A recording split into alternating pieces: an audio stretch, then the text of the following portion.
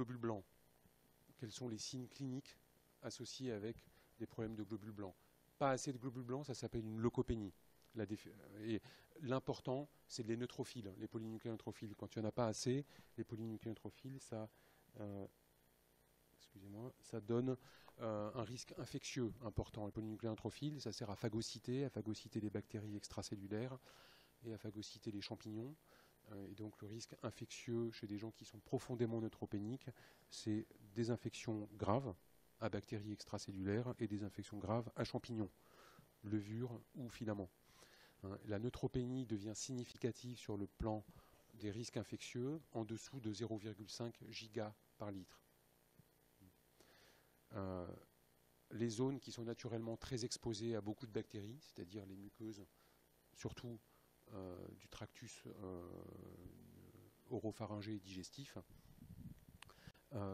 sont naturellement exposées. Et donc on a au niveau de la bouche, des bactéries naturellement qu'il y a dans la bouche, une inflammation qui peut s'installer avec un aspect de gingivite et d'angine nécrotique. Donc c'est très caractéristique aussi quand vous voyez quelqu'un qui a une angine qui traîne, une haleine fétide, parce que ça s'infecte, c'est dégueulasse et ça sent pas bon, une altération d'état général, de la fièvre, etc. Et tout, ça doit faire pratiquer un hémogramme pour vérifier qu'il n'y ait pas de neutropénie. C'est un moyen d'entrer dans le diagnostic d'une leucopénie. Exemple, ulcération de la langue à gauche et des ulcérations un peu plus des gencives de manière un petit peu plus étendue sur l'image de droite, qui peuvent prendre un aspect un peu nécrotique comme ça, noirâtre. Ça peut être au fond de la bouche également. Des infections, même région. Quand ça touche plutôt des zones cutanées, on appelle ça une cellulite. Et c'est surtout au niveau périanal et périnéal, c'est-à-dire tout ce qui est dans le slip. Et ça, c'est extrêmement grave.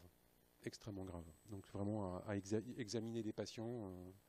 C'est une évolution qui peut être torpide avec relativement peu d'inflammation. Et quand on s'en rend compte, quand le patient s'en plaint, l'infection était déjà extrêmement profonde et peut être très très évoluée. Beaucoup de nécrose.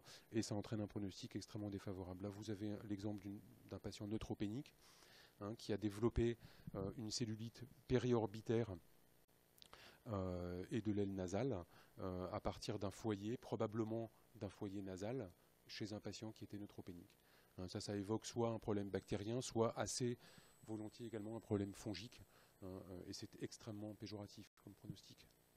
Ça, c'est pas du tout inflammatoire. Ça, c'est simplement les tissus qui se distendent un peu et les petits lobules adipeux qui. Donc, c'est cet aspect un peu caractéristique. Quand vous pincez, marrez-vous, mais il suffit de se pincer n'importe quel endroit où il y a un tout petit peu de tissu adipeux pour que vous voyez apparaître cet aspect un peu comme une peau d'orange qui évoque la cellulite. Cellulite, le terme médical propre, ça veut dire inflammation des tissus sous-cutanés même, cutanés et sous-cutanés.